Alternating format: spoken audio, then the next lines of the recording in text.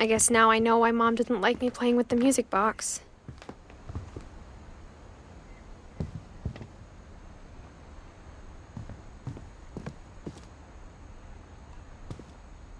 Mom must have locked the third floor stairs on the night we left.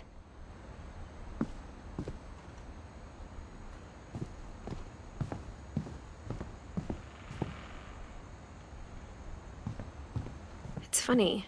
All those times I played with the music box and never found the basement key.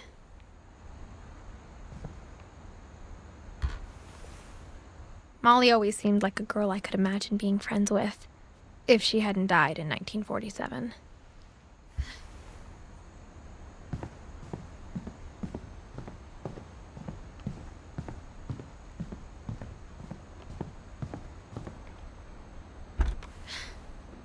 The last time I was in Edith Sr.'s room, I was 10 and she was painting my portrait.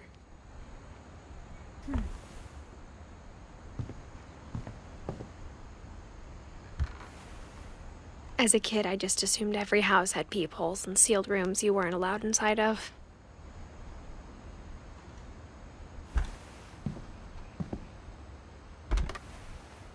My Grandpa Sam spent 7 years sharing a room with his dead brother, Calvin.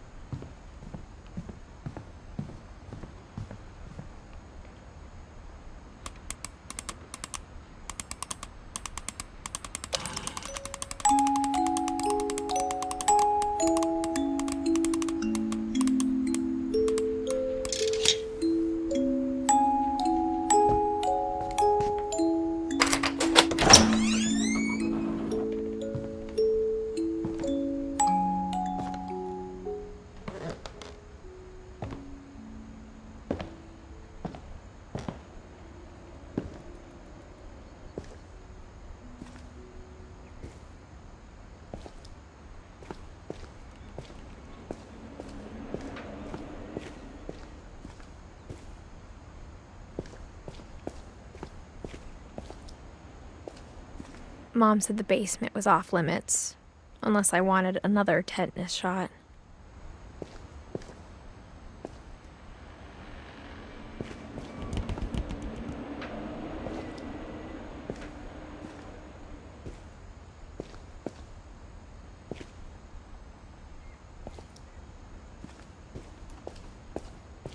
I saw Edie sneak down to the basement once, carrying packages.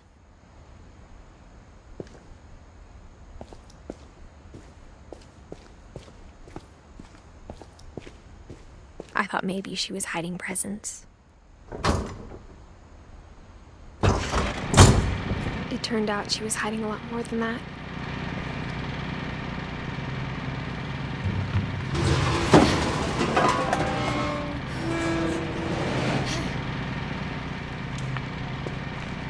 I remember asking Mom once about where Walter had gone.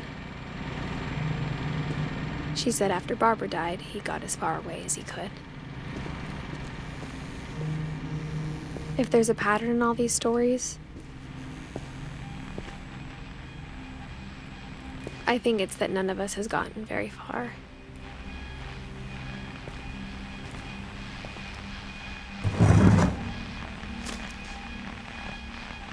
Goodbye, everyone. I can't believe I've been down here for 30 years. On that first day, after the shaking started, I didn't think I'd survive a week.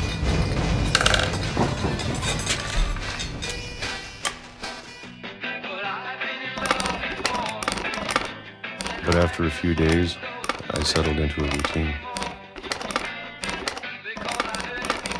That's what kept me sane.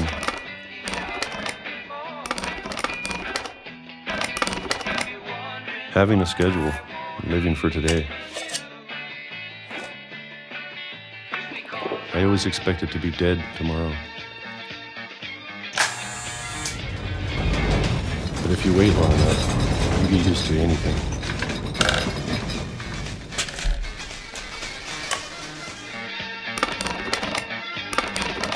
Even a monster on the other side of the door starts to feel normal. Almost friendly.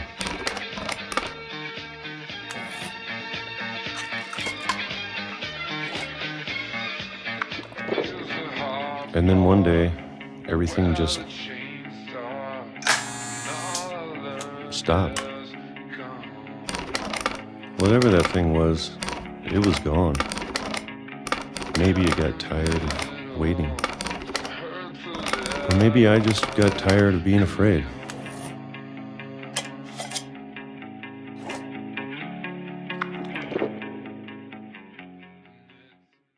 It's been a week now, the longest in 30 years. I'm done waiting. I have to leave while I still can.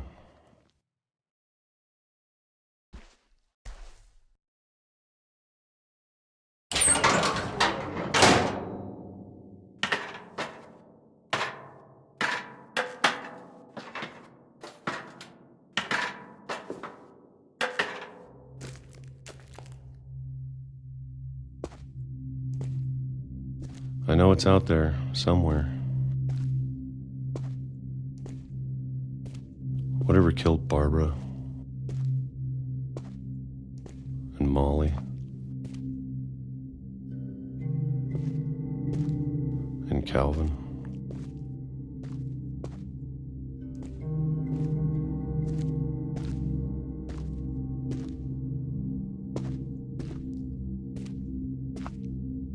Maybe this is all a mistake. But I need to stop living the same day, even if it kills me.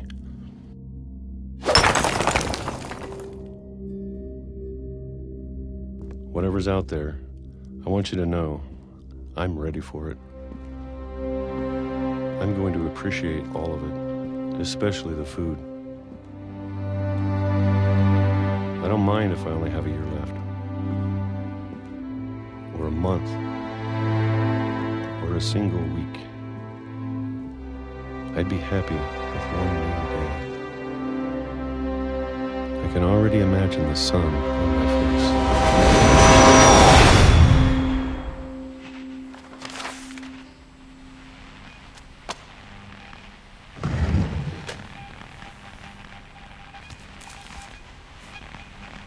Walter died when I was 6. I can't believe my mom never told me he was down here.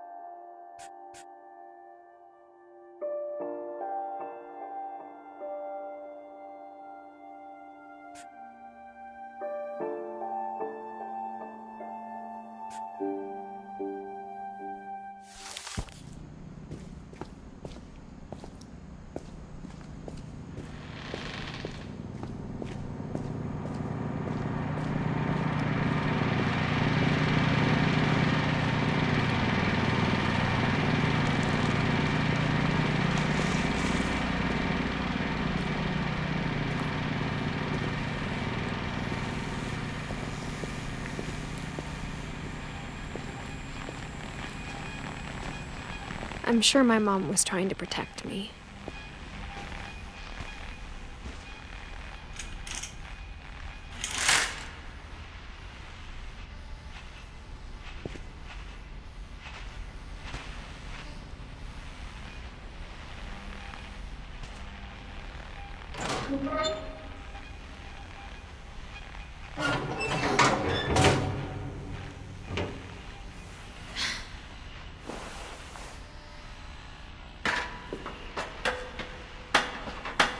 Maybe she was afraid I'd end up like Walter. But if she never told me about an uncle under the house, I can only imagine what else she was hiding. I don't want to make the same mistakes she made.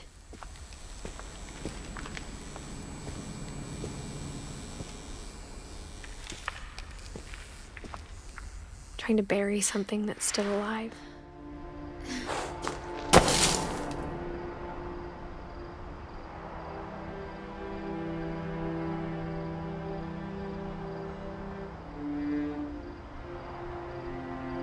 Now that there's only one of us left, or maybe two,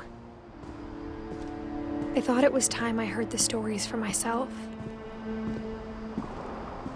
and found out what happened to everyone else.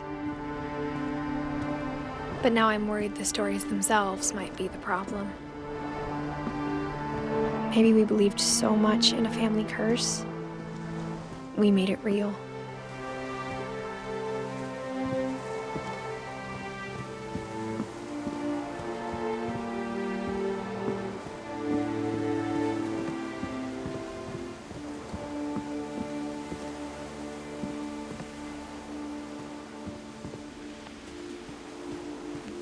I don't know if I should even be writing this.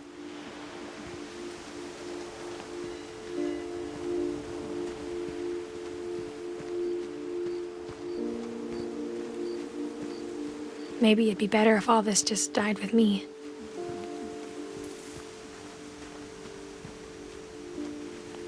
But I thought you should know about your family.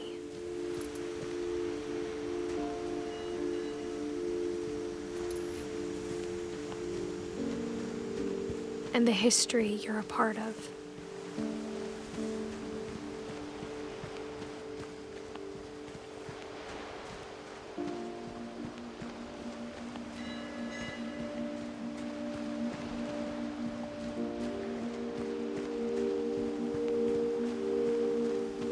Though to be honest, I feel as lost as you probably do right now.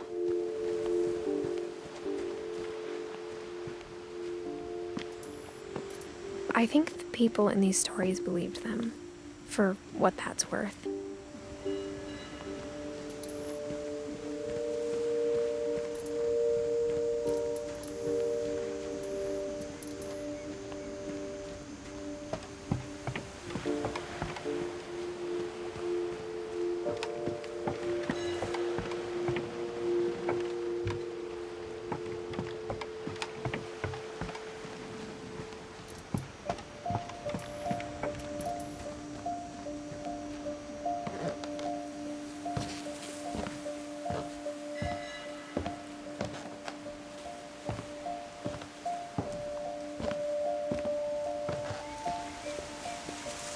And when you look at the house, that history of imagination and stubbornness and madness, any of it seems possible.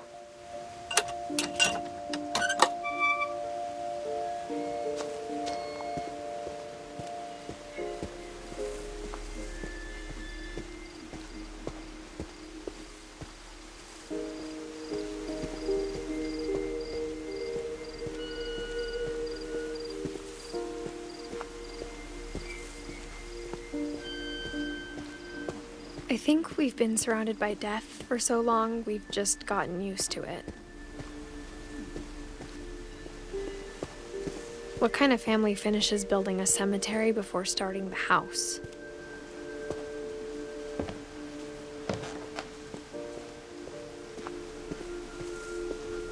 It's embarrassing for me to admit this, but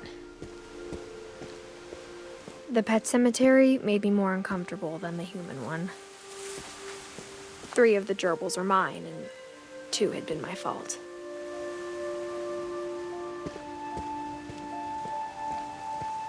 Sven built the house, but it was Edie who designed the cemetery.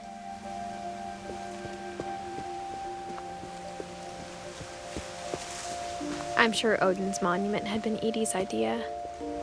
My mom was always trying to move on, but for Edie, the past never went away.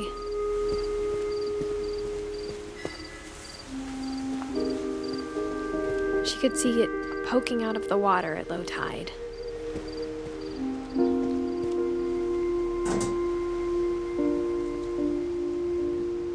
Edie said she dreamed about the old house every night.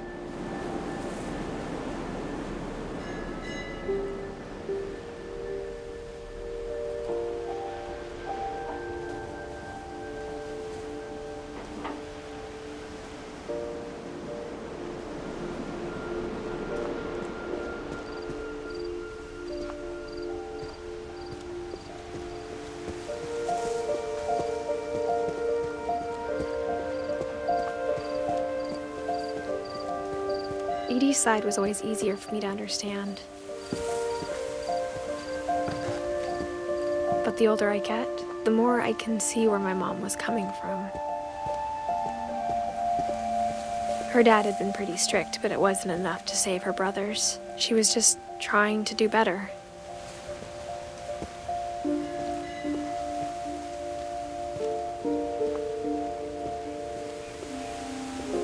She lost 2 of her brothers, just like I did.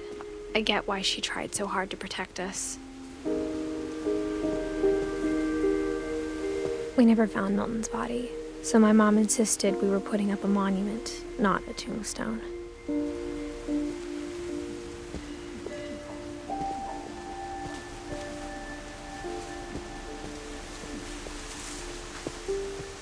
There's so many things I wish I could ask my mom now. Part of me thinks this is what she wanted all along. For me to come back someday and find everything out for myself.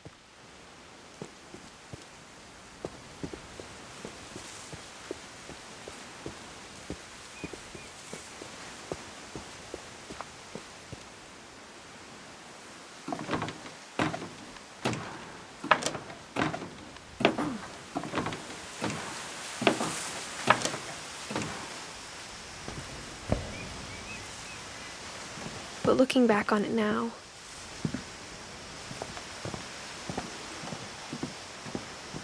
if she told me there was going to be so much climbing, I never would have come when I was 22 weeks pregnant.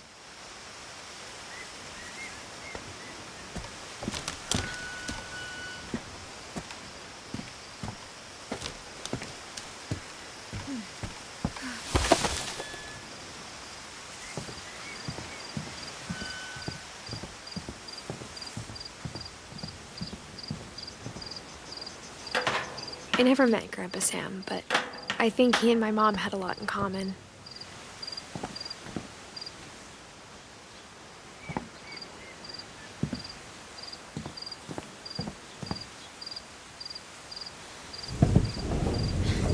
They were both pretty intense.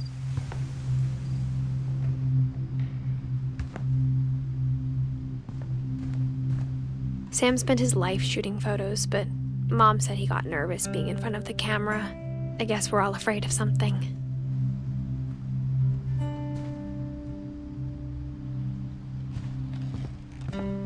Instead of hiding from death, Sam seemed to go out of his way to meet it.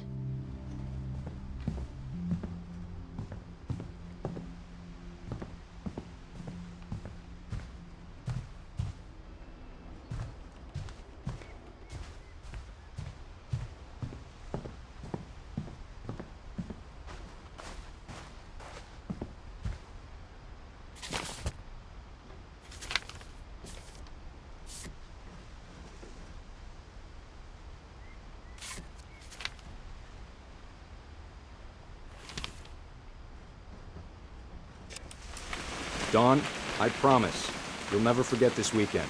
Yes, sir. These memories are gonna last a lifetime. I gonna have to shoot anything? It's a hunting trip, Dawn. Shooting is strongly encouraged. Not quite.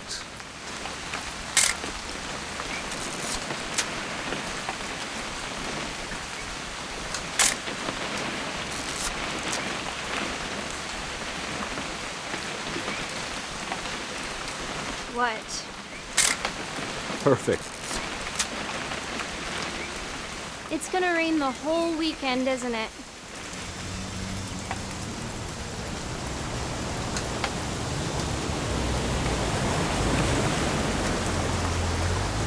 I will never forget this weekend, Dad. That's the spirit. Okay, got it. I'm gonna take some pictures, okay? Just be careful. That camera's older than you are.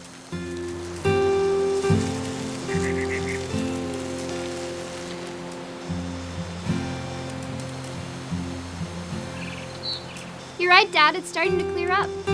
Still freezing, though.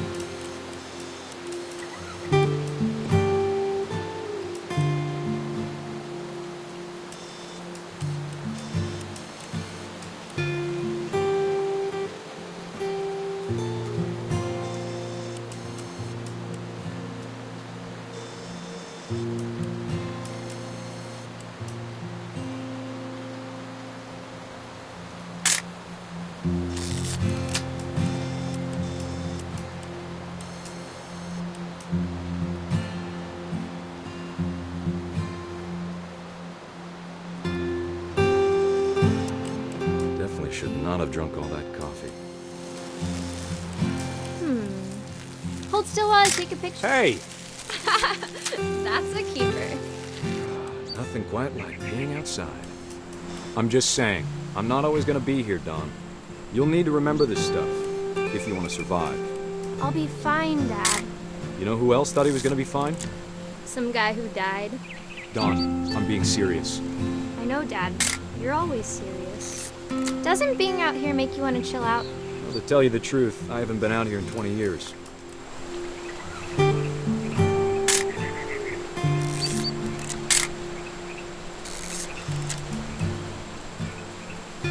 Last time I was with my brother Calvin. Man, that was a great trip. Dawn, don't you think you could find something more interesting to photograph?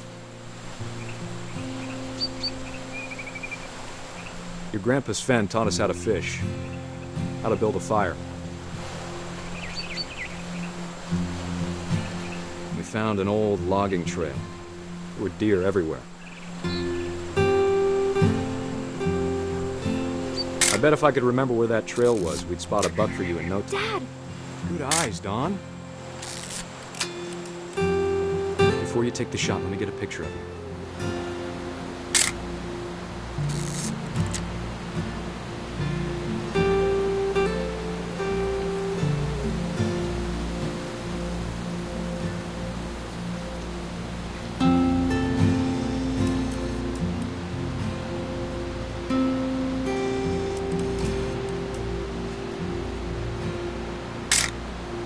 I'm over here, Dad.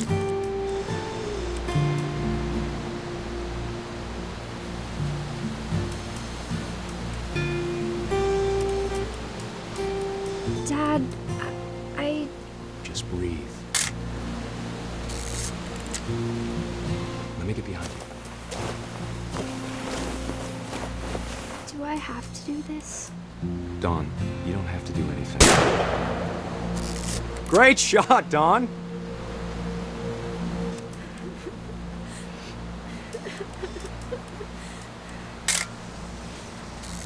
I'm proud of you, Dawn. Always remember that, okay?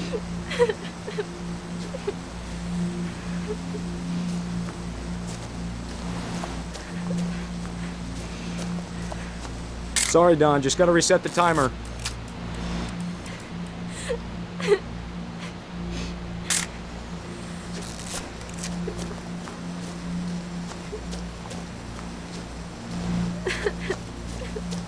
Dad, it's twitching. I think That's it's totally so- normal, Dawn. Just focus on the camera. Try not to think about— Dad!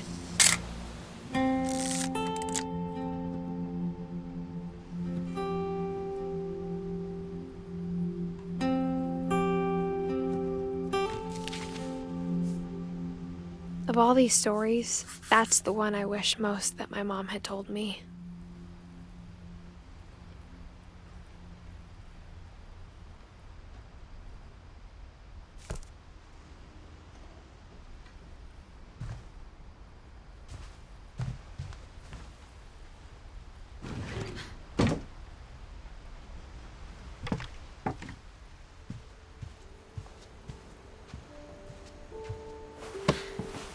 After Sam died, my mom and Edie got really close. They'd both lost a lot.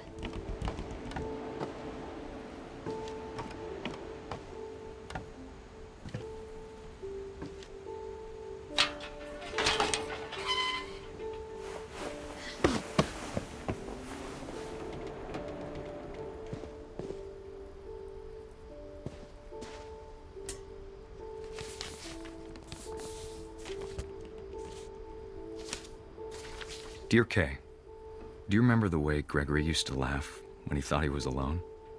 Like something funny was happening, but only he could see it.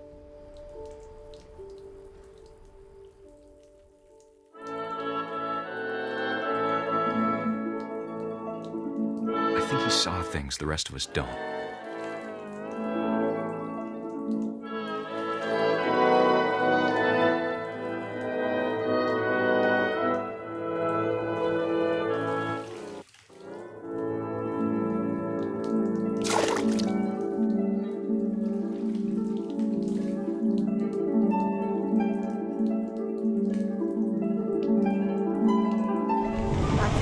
Gregory, it's time to...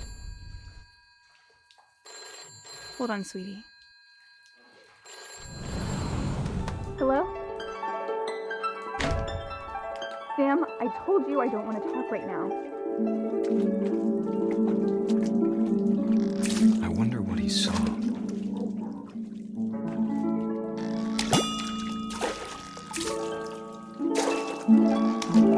What his world was like.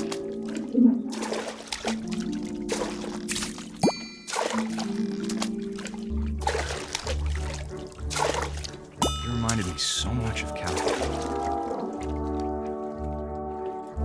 Lost in his imagination. Whatever it was, he saw.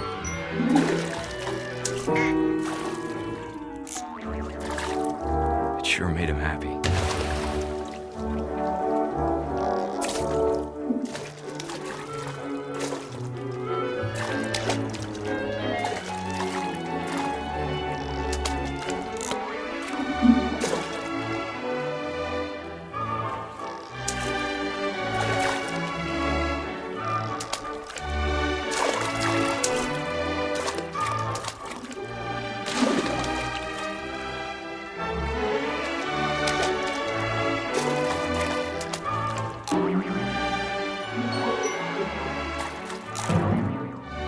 Silly it sounds.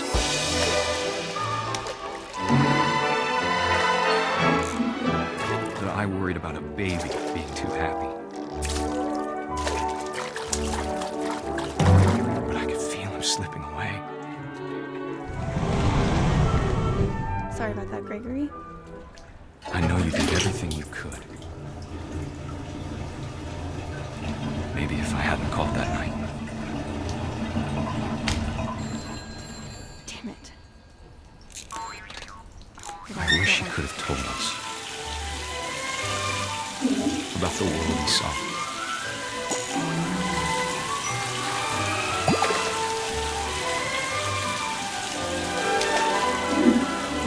There's so much I don't understand about Gregory, about everything.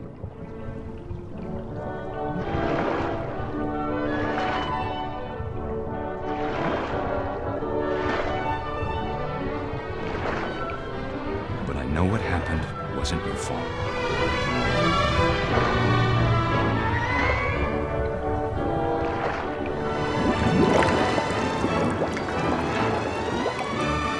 I'm sure he's happy.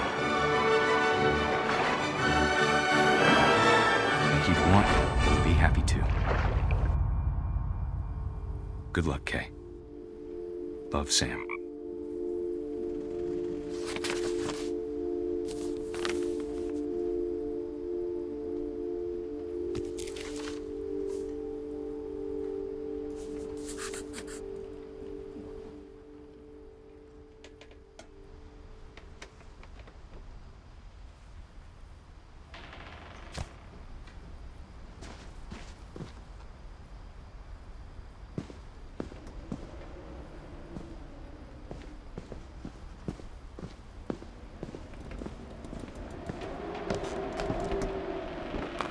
My mom moved up to the loft after her brothers died.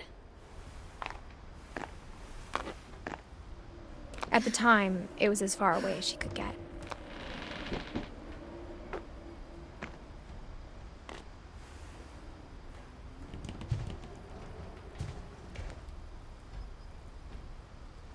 I can't imagine what it was like for her to lose two sons after she'd already Religion was lost two another thing brothers. my mom never talked about, but I think it helped her a lot after her dad died.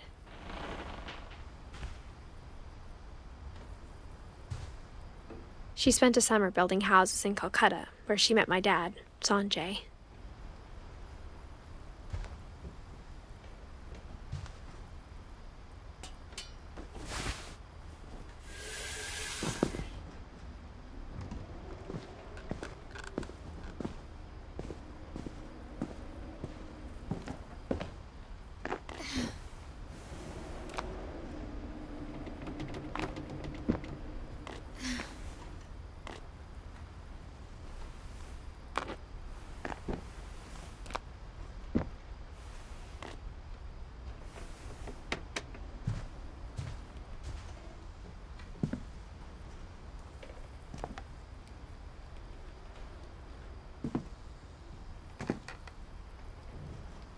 My mom moved to India a week after graduation and got a job teaching English. Louis was born a year later.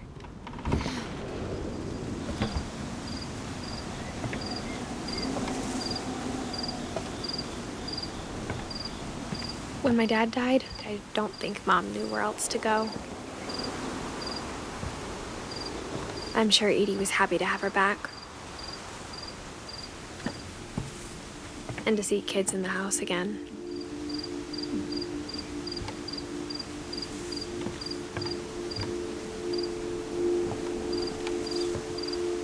The house had to get a little bigger, but Edie was used to that.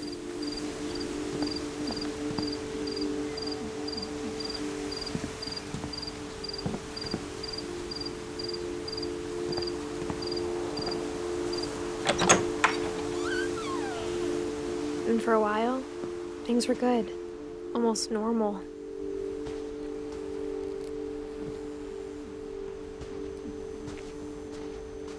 But it didn't last.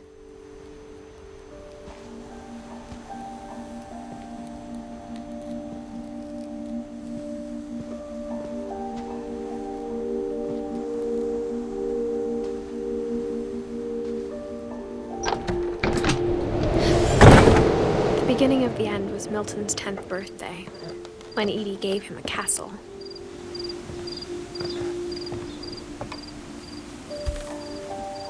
After Milton disappeared, the only thing he left behind was a room full of paintings.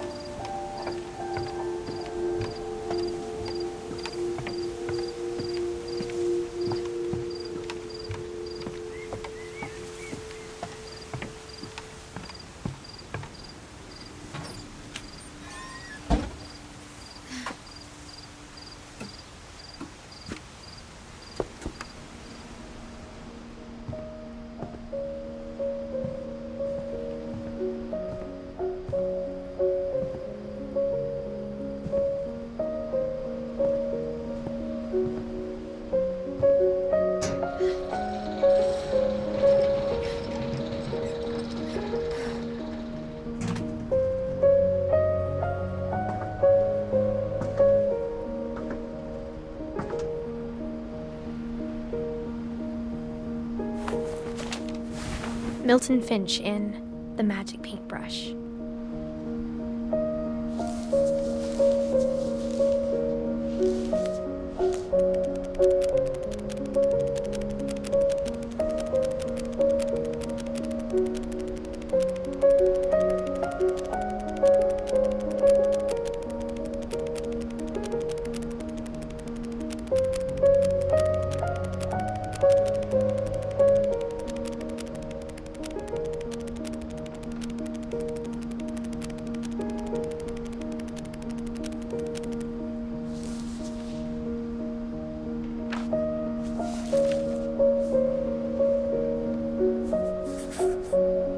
I was 4 when Milton disappeared.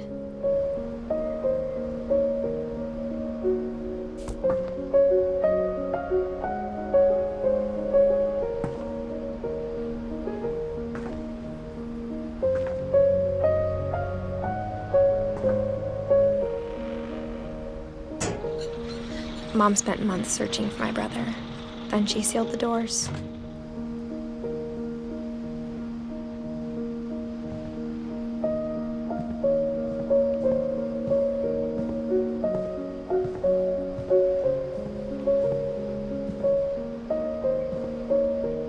Whatever Milton had found in the house, Mom didn't want it getting out.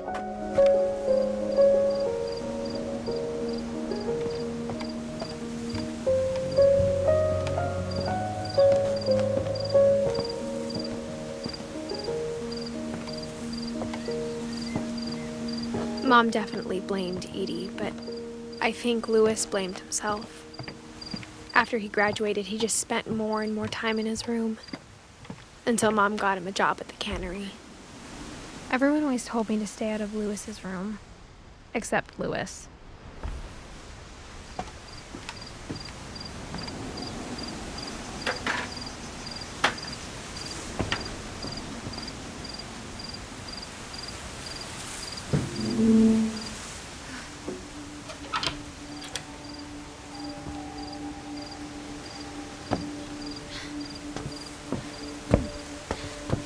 Lewis's room smelled very, very familiar.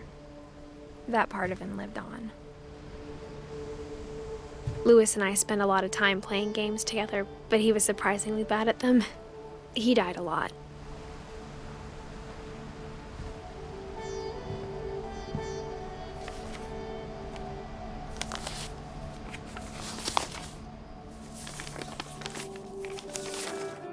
Dear Mrs. Finch, as Lewis's psychiatrist, I can understand your desire for an explanation. As I see it, the trouble began in January, shortly after we convinced your son to seek treatment for substance abuse. Newly sober, I believe Lewis first noticed the monotony of his daily life.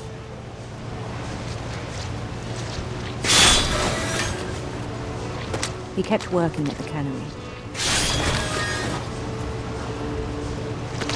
But he withdrew part of himself. In our sessions, I saw the same behavior.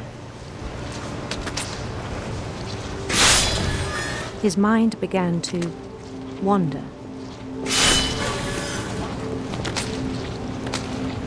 I asked him to describe it.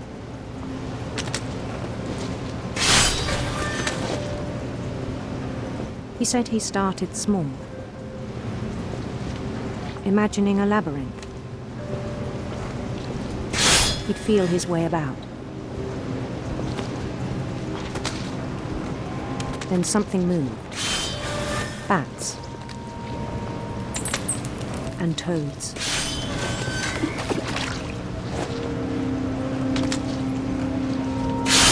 And things that have not names. He knew it was all in his head.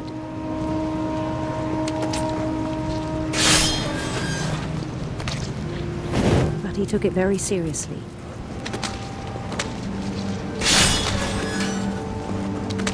I had hoped he'd find himself.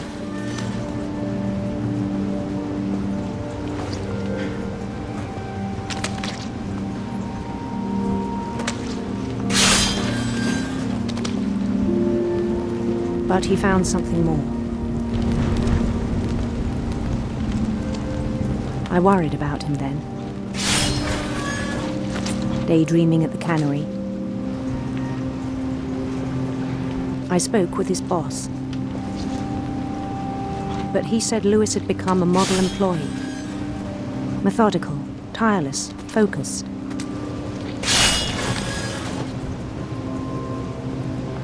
Like a whole new Lewis. So I let him go on.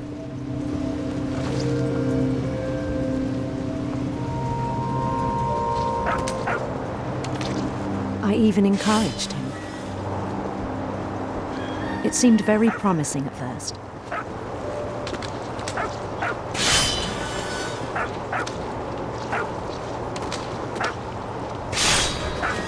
He told me he'd made a new friend.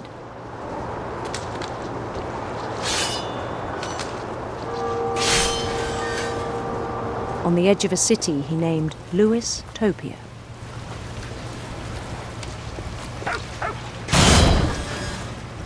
He built the city up slowly, brick by brick.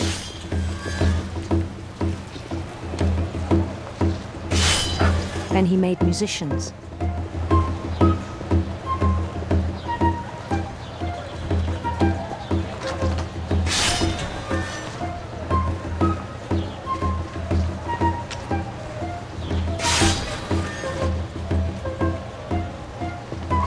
And songs for them to play. Talked about starting a band.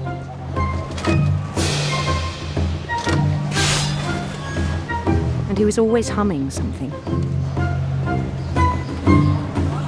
Every day his imagination grew stronger.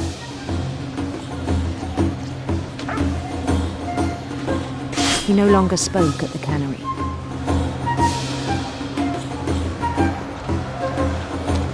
But his chopping was as reliable as ever. Then one day it struck him that all the cheering crowds, even the stones under his feet, were all in his imagination, so he could do whatever he wished.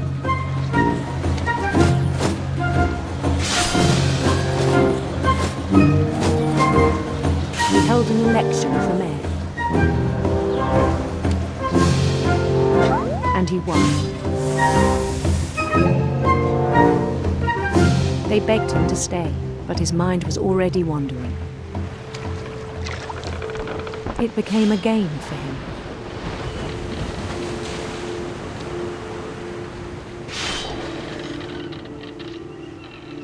He'd conquer a city, then immediately push on.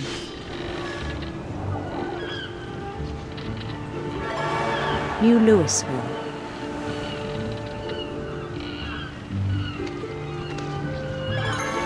St. Louis. He started drifting away from our reality.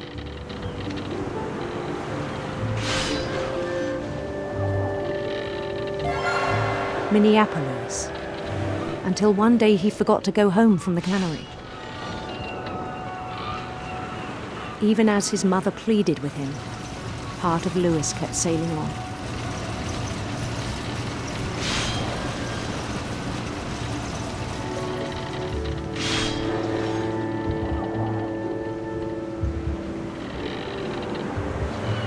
In Louisburg, he heard rumors of a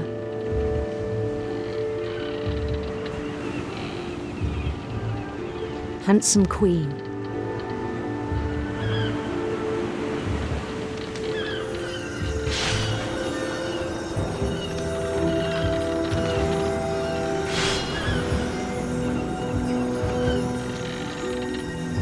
The queen was on her own quest for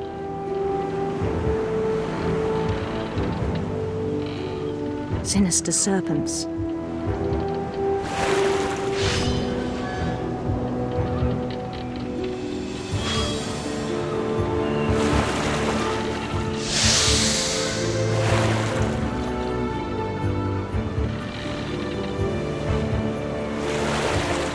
He followed the sound of her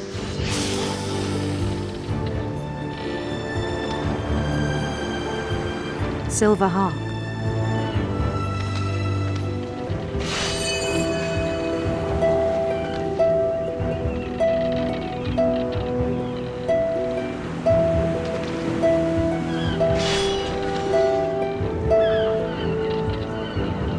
His chase led him to a golden palace east of the sun and west of the moon.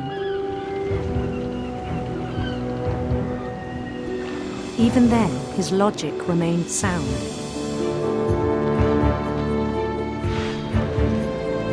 He knew the world was all in his imagination.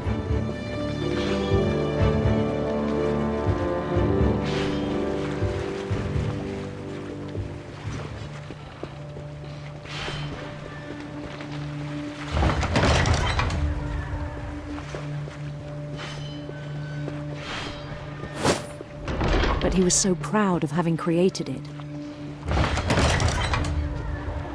In his own eyes, he'd become something greater than a king.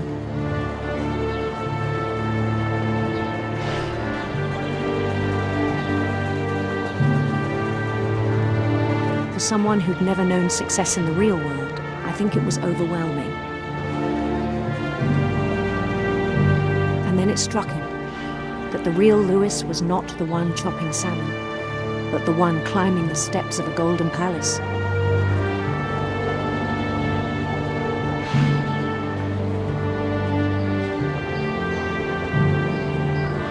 My imagination is as real as my body, he told me. It was hard to argue with him.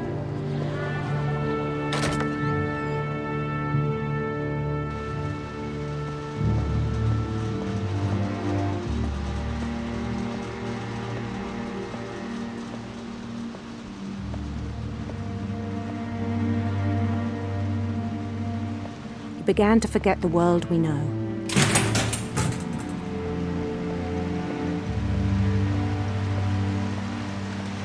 I think it pained him to remember Louis, the cannery worker.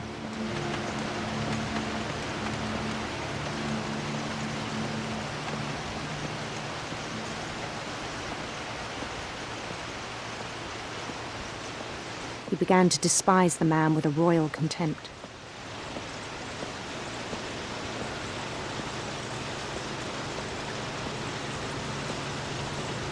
I still thought I could save him. Even after he said he was being crowned king over all the lands of wonder. The palace would be packed with his companions.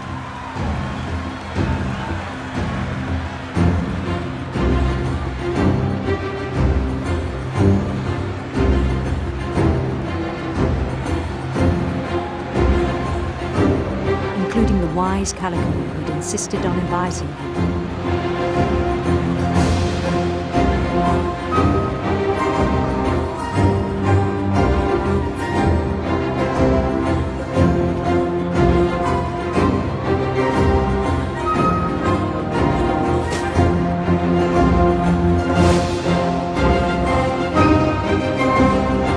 His queen waited, holding his crown.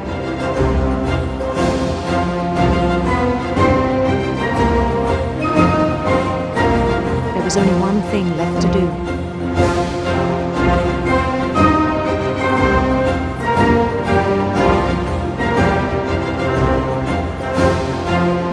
Bend down his head.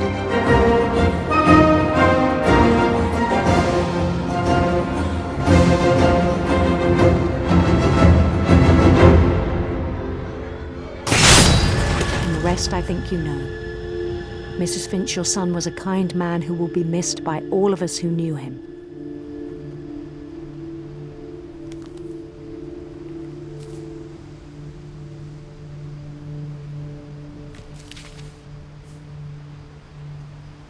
My brother was really cool. I wish you could have met him.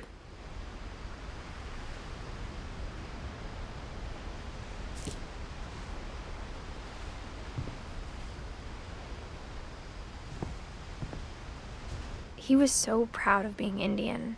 I think for him, it was a way to be something other than just a Finch.